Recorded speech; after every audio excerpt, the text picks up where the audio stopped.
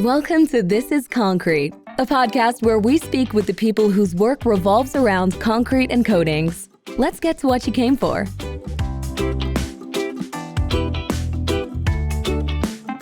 Hello, this is Chad Gill, and I'm the host of the This is Concrete podcast, where I interview top leaders in facilities management, architecture, contracting, and more. So this episode is brought to you by Concrete. Concrete is a concrete polishing and coatings company with nearly 20 years of experience working in commercial, industrial, and residential markets. So whether you need smooth transitions for warehouse traffic, a show-stopping lobby floor, or a seamless concrete accent wall, we can provide the skill and imagination that you need to make your concrete uncommon. So what are you waiting for? Visit us at thisisconcrete.com to learn more about Concrete today. So joining me today for his return, his second appearance is Nick Savage, longtime member of the PROSOCO team. He's been with them since 2010 and has worked as a concrete product specialist, regional sales manager, and now is the business unit leader for the concrete flooring group.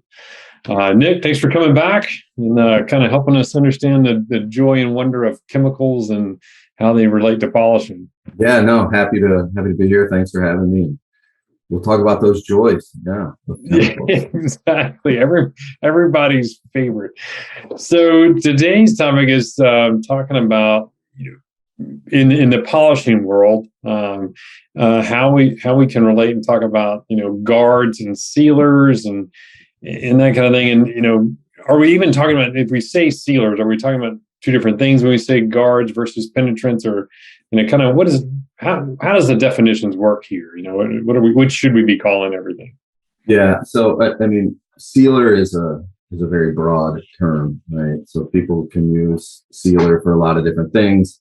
In terms of concrete, it's a very broad spectrum of products that can be called sealers, right? We typically refer to products, the products that we make as protective treatments, but sure, they're sealers as well. I tend to stay more on that protective treatment side because sealer can mean so many different things and play in so many different ways. But in terms of guards versus penetrants, yes, there's absolutely differences. There's not only differences in chemistries, but different uses and different functions, and why one is better than the other over particular types of floors. So there's certainly advantages and disadvantages, to be honest, of using one over the other, but it's really situational depending on your floor.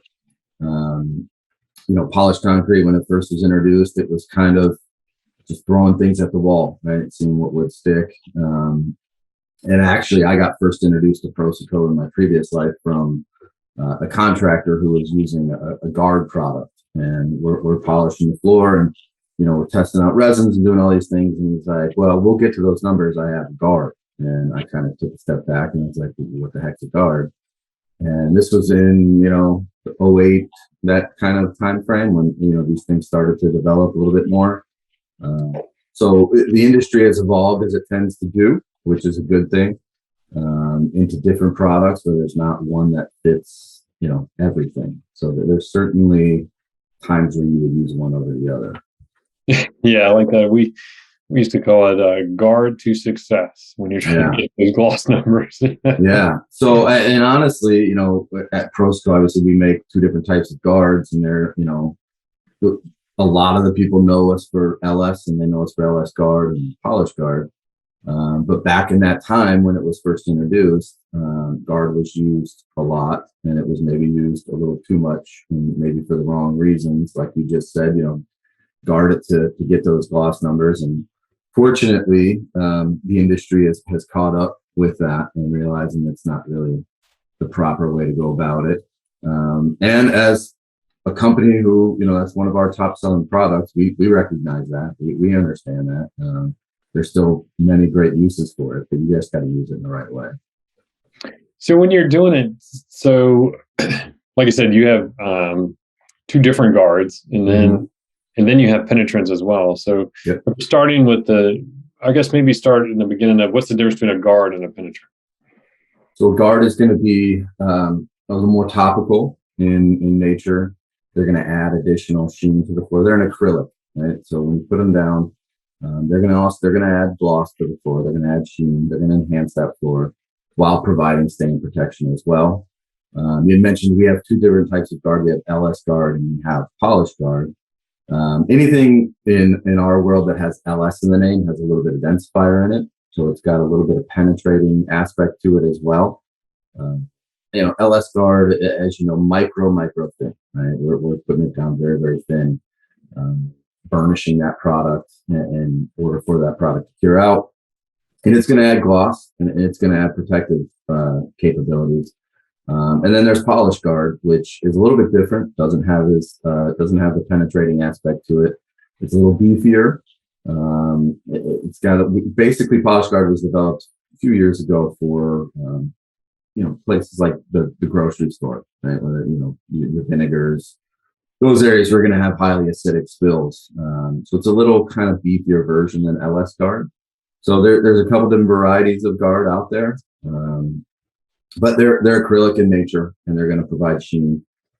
LS guard, for example, is great for things like, foot traffic and, some light acidic type spills, things like that. But if you're in those areas where you need really strong protective capabilities, a product like polished guard would be a little bit better for you. But more of a film thickness. They're film formers. Yeah, and guard, LS guard is thinner than polished guard would be. But we're still talking a very thin. I don't even know how many mils you could call it. It's very thin. Yeah, it's 1,000, 2,000 square feet per gallon type of thing. Exactly. Yeah, exactly. What are they sacrificial? I mean, are they meant to wear off? Is that the idea?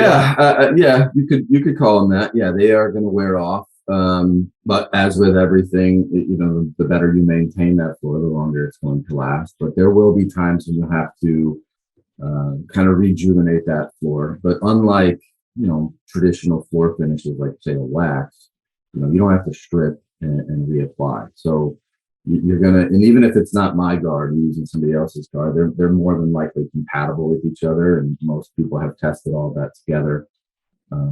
So with maintenance, they will last a decent amount of time. I couldn't really give you a 3 to 5 year type of window. It really depends on the foot traffic. It depends on the overall traffic, I should say, and how well they maintain that floor. So I mean, there's different things you can do, from just standard maintenance to bringing in a high-speed burnisher and keeping that floor constantly looking good. So they are, to answer your question, they are somewhat of a sacrificial coating, but they're not going to last you 6 months and you're like, oh, what do I do now? So I mean, with proper maintenance, they'll last you for a while. And when you're putting them down, does it change the slip coefficients? Does it, I mean, when you think of sealers, you're like, oh my gosh, I'm gonna make my floor slip because it's already very smooth. Yeah. Does it change that nature? It doesn't, no. So polished concrete in general is a less slippery substrate than, the steel trout concrete floor, for example. So it has to do with surface area and how we grind and, kind of smooth that floor out. Your foot has a little bit more surface area to grab onto. But polished concrete and with sealers, just like any other hard surface, if they get wet, they can be a little slippery. But in general, no, they don't change the slip coefficient. If anything, it actually increases it. Perfect. And then guards, if you're using dyes or stains, my understanding is if you're using a dye, you're definitely going to be using a guard. Yeah. On top of it to kind of protect that color. Yeah, most of the dyes on the market for polished concrete are not UV stable, but that's not to say you can't put them in a hallway and fluorescent lights are going to degrade them in no time. It'll take a long time, but we do always recommend, if you're doing color, that you'll need some type of film former over top that color, just to help it maintain that color that you're looking for, and the protective aspect of it as well. Yeah, and in my experience, they enhance the color of the stain as well. So yeah. So when you put like an LS guard or a polished guard down, it does kind of help darken that color a little bit, and it helps it pop, and that sheen will also help that color as well. So what kind of floors, like well, I guess, okay, so we've got guards. Mhm. Now you move over to something more like a penetrant. What are we talking about there? Yeah, so penetrants are typically water and oil repellents. They can also range from things like salt protection as well. They're typically a silane or siloxane, or usually a blend of each, to provide the water repellency, along with an oil phobic type of material. So I tell people, kind of newbies, rookies into this world, I'm like, it's similar to Rain-X for your concrete, right? You don't really know anything's there until something hits the ground. Right. So they're not going to alter they're not going to alter the appearance. They're not going to enhance that sheen, right? You're totally relying on the refinement and what you're doing during the polishing process. So they can sometimes darken, some more than others, but typically you're not going to see a huge change in appearance after you put down a penetrant. And they come in both water-based and solvent-based, correct? Yeah, they come in solvent-based and water-based. Water-based technology has come a long way over the years. So the old adage is solvent, it must work better. Some of that still holds true, but the water-based technology's come a long way. A lot of the guard products we talked about, those are all water-based. But with penetrants, yes, you're typically going to see solvent or water-based. For example, we have an approved solvent product called Concrete Protector SB. You can use it in occupied spaces. You can use it in an occupied building in Southern California, which essentially means you can use it almost anywhere. So, typically it's going to depend on what your environment, what the regulations are, and what the spec writer is looking for. So, but yeah, typically solvent-based products. So if you're and you can use guards and penetrants together too, right? You can. Yeah, you can. It's just, within the past, I don't know, 3 to 5 years, you've seen more and more people do that. They want the added benefit of the guard in terms of sheen, and maybe they did color and they had to do guard. They wanted that additional sheen and protection. And then you can add it's going to have to be a solvent-based product at that point. Penetrant on top of that, but the sequencing is very important. You would have to go guard first and then the penetrant second, and there's enough in that solvent to help kind of penetrate that guard and give you that extra layer of protection. But when we're talking, if, for example, with Concrete Protector SB, our product, on top of a guard, it's 2,500 square feet a gallon, so it's going to go a very, very long way. But it kind of gives you the best of both worlds when you do that. Why is the sequence so important between the two? What happens if you reverse it? Yeah, so if you were to put the penetrant down first, your guard, I can put it like in coatings terms, it's never going to lay out, right? It's never going to it's just going to kind of repel itself. It's never going to get a chance to fully attach and cure to that concrete. Because the stain protector, the water repellent of that penetrant isn't going to allow that to happen. So if you go guard first, then penetrant, you eliminate that risk. And then for the penetrants, you don't need to burnish that, right? You can, but you don't have to, correct? Correct. Yeah, you can, but you don't have to. I will tell people, be very careful when you're burnishing penetrants. Read the data sheets when you're burnishing penetrants. Our product you can absolutely burnish. There are products out there that you cannot. So, it has to do with the oil repellents and things in there, and they can pick up some things in the air. But most of the time you can, but I would tell people, be careful, read the data sheet first. Our product, you absolutely can. And some people feel comfortable doing it that way because that's just what they know. That's what they kind of grew in the industry doing, is burnishing at the end. There's a time frame. You want to wait at least an hour or two before you do that, let that product fully settle and cure. I tell people, just take a white pad or the most, highest grit diamond pad, if that's what you got, you can find, and just kind of buzz across, right? We're not there to generate any heat. We're just there to maybe enhance a little bit more and, pop some more sheen. Why do you need to burnish guards? So not all guards need to be burnished. For example, LS Guard does. Polished Guard does not. So LS Guard is it's called a copolymer, essentially meaning there's two polymers that are brought together by heat. And when you burnish that guard to a certain temperature, 92 degrees, that product is bringing those two polymers together and they're curing out, right? So that's one of the things with guard that when we develop polished guard, you don't have to heat burnish that product in order for it to cure out. I still think it looks better if you take just a white pad and burnish across it. But with LS Guard, you have to burnish. It's crucial in order for that product to cure out. There's a couple products like that. But yeah, it's a copolymer that's brought together, and the heat will bring those two together to cure out.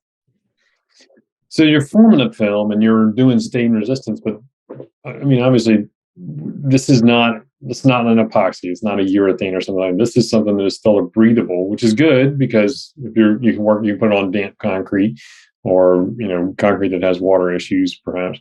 Mm-hmm. But how much? I guess because it's an acrylic. I mean, even water can soak through it over time. Yeah, no, absolutely. I mean, it's concrete's very reactive, right? So anything that hits a guard product, whether it's my guard or anybody's guard, it's going to need to be properly cleaned up within a certain amount of time. Guards are designed, and penetrants for that matter, are really designed to give you time to clean up a spill.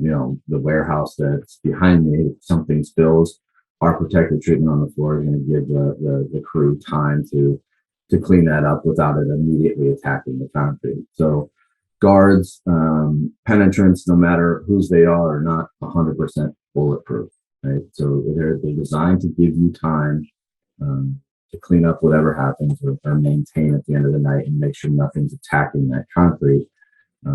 It's just providing a little bit of a barrier before it hits concrete. And the time you're talking about creating is not, you're talking about something that's measured in minutes or hours, certainly not days. Yeah, it depends on what it is, right? So, I mean, if you spill a thing, if we're in a grocery store and we spill a thing of, bottle of vinegar hits the floor, right? The time is going to be a little more crucial there because of the acidic nature of it. But yes, it's hours. I've seen occasions where things have, I have a contractor who used some products in his own garage and he went on vacation. One of his kids, he claims it's one of his kids. It could have been him for all I know, but spilled something on the concrete. As they were leaving, they didn't see it. They came back 4 or 5 days later and wiped it up and used like a little degreaser, wiped it up, and there was no stain, anything. It was I think it was a Coke or Sprite or something like that. I'm not telling you you're going to get that result every single time, but it's typically within the hour mark, but it depends on what it is, right? So you got to think of it in terms of a facility. I keep referring to a grocery store, but something spills in a grocery store, you're going to typically want to get that cleaned up right away for a lot of reasons other than just the concrete. But they're designed to give you time to address whatever is there. So if you're going through a couple scenarios, let's say you're trying to do a warehouse, like what's behind you, large forklift, traffic, those kind of things. You polished it, you've densified it, and you did it properly. What do you recommend to that customer? Yeah, so anything with like a warehouse, like you mentioned, heavy wheeled traffic, or places where you're going to have a lot of risk for oil, say an auto bay, mechanic space, things like that. We're going to recommend a penetrant every time. And okay. So, penetrants are going to last a little bit longer, right? Because they are fully penetrating. There's nothing to wear off. They don't form a film. Like, if we were to put a guard on that floor, it'll look great for a while, but it's going to wear off with wheeled traffic, forklifts, and pallet jacks, and all kinds of stuff going through there. It's going to wear off a lot faster. So we're going to recommend in any kind of warehouse or anything with heavy wheeled traffic, we're going to recommend a penetrant every time. Now you shipped it, same big area, but now it's a school and it's the hallways, the gym, and stuff like that. Mm-hmm. What changes for you there? Typically, you're going to see foot traffic, right? So a guard product is what we're going to recommend typically there. But, here's where the industry has evolved a lot is, you have contractors who are, they're penetrants. They like the idea of penetrance. They want to go about it in a way that they're going to let their diamond tooling in their machines speak for itself in terms of, how good that floor looks. And they don't want to use something like a guard that's going to add sheen to it, so that maybe they use penetrant. But in those scenarios, we typically see a guard product, schools, museums, that kind of thing, where you're going to have, mostly foot traffic, very little risk of oils and, highly acidic type things. The cafeteria of that school, maybe you can do, a combination, because you're going to, get kids spilling stuff all over the place. Typically, historically, we've seen guards in those scenarios. But we're starting to see a little bit of shift, people using more penetrants, which is not a problem at all. It's really a matter of preference. And honestly, as you know, the specification too. So you have all Sure. What moves you from LS guard to polish guard? Typically, we've seen guys just getting started out that don't have a high-speed propane burnisher, which is what you need for LS guard. So one, that's there, right? Maybe a lack of experience, where they polish guard's a little easier to apply. Don't have the risk of not heat setting that product and having some issues maybe compound a little bit later. So polish guard in general is a little bit easier to apply. So it's really dependent on the contractor, right? A lot of new contractors, we obviously train in our whole catalog of stuff. But guys will tend to, especially new contractors, will tend to gravitate towards polish guard, just because of, you eliminate a couple of the risks. So, not that you would ever want to hear this, but what is it with the contractors when you see them saying, I'm going to thin it with 20% water, or sometimes more, sometimes less, but what is the purpose of that, and does that damage your guard? Yeah, I mean, well, you're taking away from, you're taking away from the product a little bit, obviously, when you add water to it. We do put in our data sheet that you can do that. So we recognize that people that did it were doing it, and so we needed to, address that. We did include in our data sheet. We tested. We do tell you need to do more coats if you're going to do it that way. The reason people do that is one, it helps kind of heat set that a little bit quicker. If you're in an area, say where I live in Chicago in January and it's cold and getting to 92 degrees can be a little bit of a challenge. If you do cut that down a little bit, you can get there a little easier. But it also does take away from that protective capability, so you have to do a couple more coats. And honestly, I ask people that question all the time when they say, I thinned it out, with water. And my question to them is, well, why did you do that? And it's usually, that's just what we do, right? That's just what we do. So I don't necessarily have a problem with it, as long as they're taking the necessary step to do another coat to make sure that they're getting the best they can out of that guard. We found that with some concretes, it was it reduced our likelihood to get streaking. If we thinned the first coat. Yeah. I guess it just. I'm sure you've seen it before too, where you can see the microfiber marks in the concrete. It almost looks like it just sucked in as soon as it went on there. And so thinning with water sometimes would help that scenario.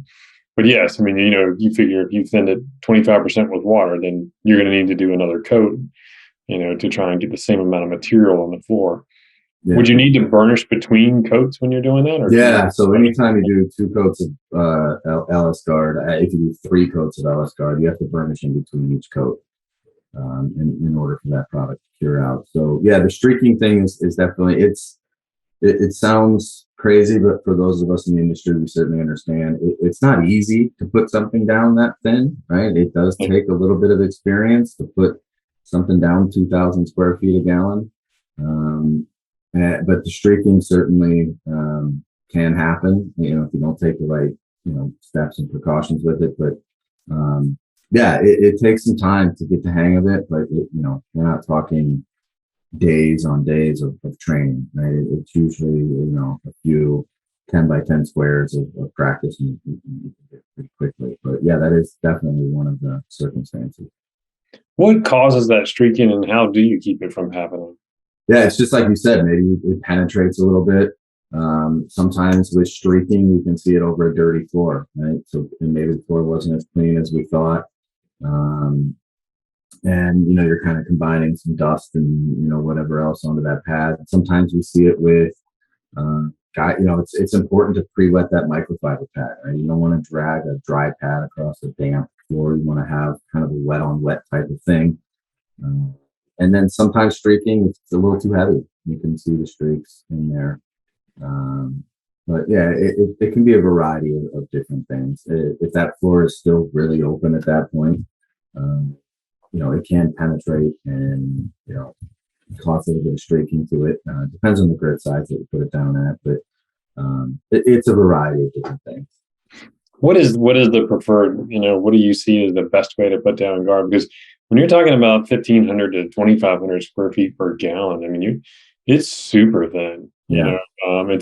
It's so thin that you almost wonder if you're doing anything, but you certainly are.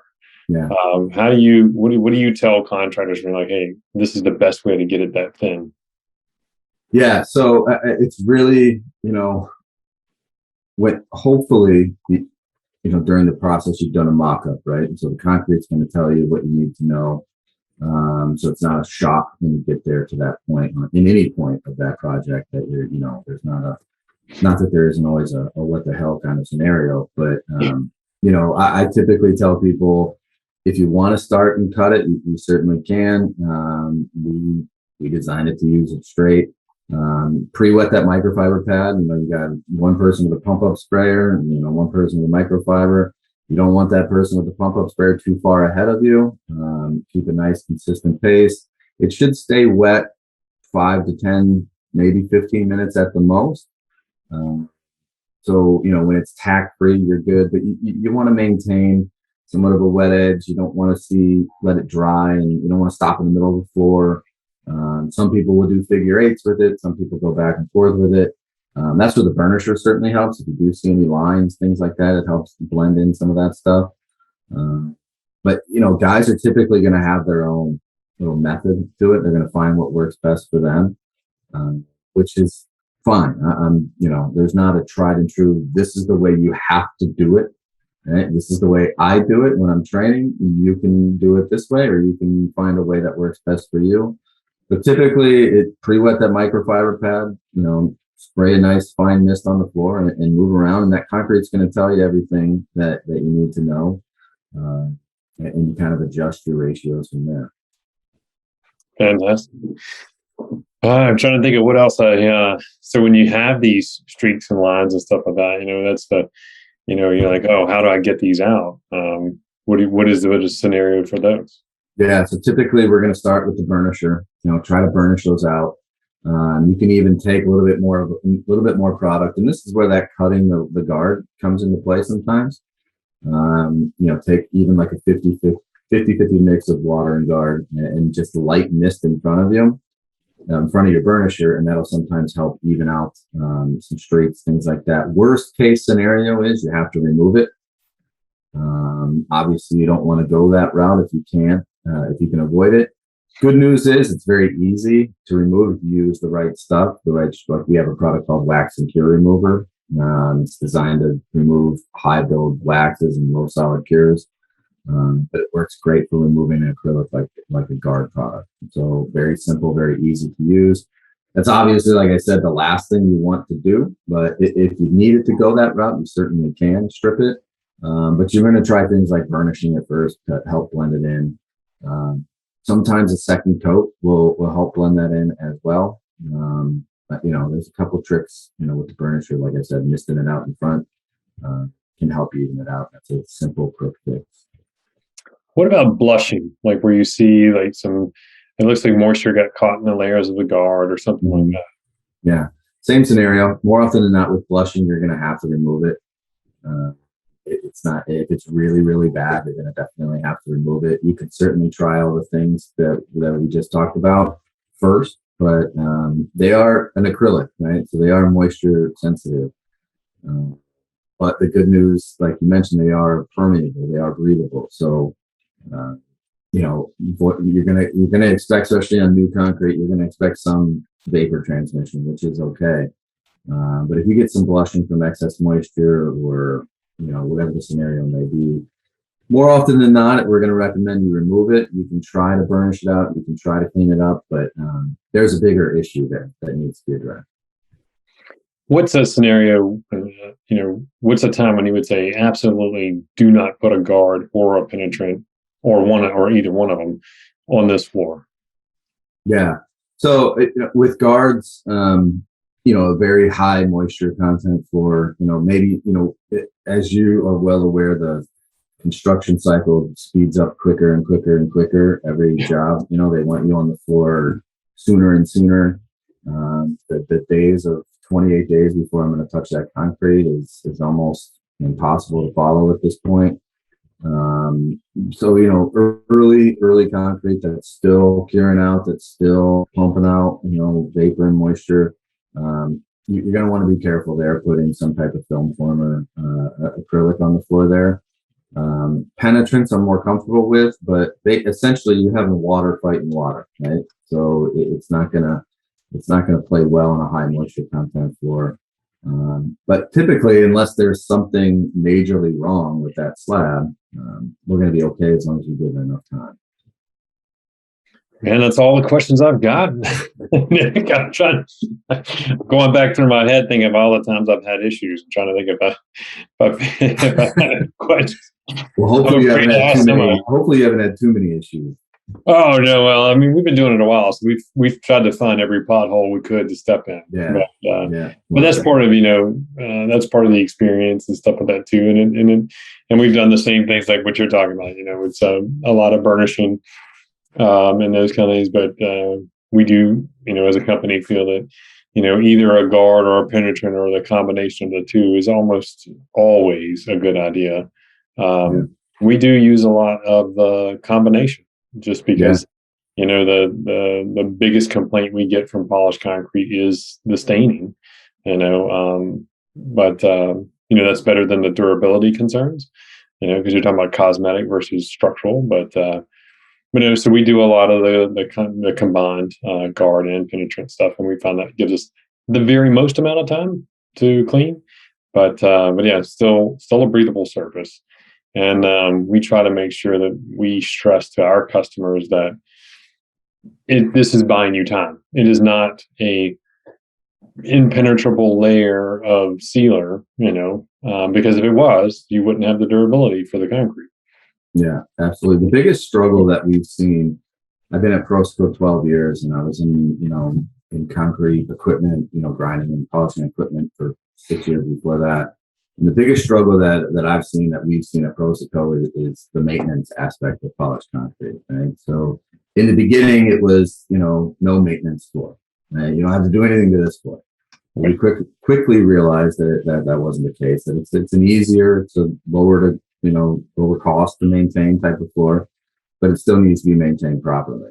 So the struggle that we've found, and we've come out with maintenance manuals and posters and dispensing units and specialty cleaners and everything that you need other than abrasives for cleaning to maintain that polished concrete floor. Because you, Chad, as concrete, and you go and you polish a floor, and that's your work, and you want that floor to stay as nice as you can. You want that to be a showpiece for your company, but you're kind of at the hands of whoever's maintaining that floor, right? So we've tried to partner with certain distributors and contractors, and this is how we want you to maintain this floor. Here's an owner's manual. You can hand it to your person that when you complete the job. But the maintenance side of it is so crucial. It doesn't matter if you use a penetrant, doesn't matter if you use the guard. If they don't maintain the floor, it's just like anything else, right? You don't maintain your car, it ain't gonna run very well. So that's been a struggle that we and quite frankly everyone in the industry has seen. It's gotten better as education has kind of evolved with different organizations. But these big janitorial companies who come in and do national accounts, and I've been on plenty of projects where they're just using whatever they used last time on the floor, right? So good old citrus cleaner. Exactly. Things with the like thunder in the name and, stuff like that. So, the industry has gotten better as people have learned, but, the maintenance side of it is huge. It is. And not just in our industry. I mean, there almost isn't an industry out there where maintenance is not, critical and at the same time ignored. It's just like changing your oil in your car, like you said. Nobody thinks about that until that light comes on. Exactly. Like, what I should have done? I should have changed my oil. Exactly. Yeah. And that's the way it is with the floors as well. And it's so much easier to maintain than it is to fix. Yeah, absolutely. But no, this is perfect. I really appreciate it. And sounds like we'll have to do a third one just on concrete maintenance. Yeah, let me know. We got plenty to talk about there too. We'll do it. Thanks, Nick. I really appreciate it. And we'll get this thing posted up so that folks can learn a little bit about guards and sealers. Great. Appreciate you having me. Thank you. Thanks for listening to This is Concrete. We look forward to you joining us next time. Be sure to click subscribe to get future episodes.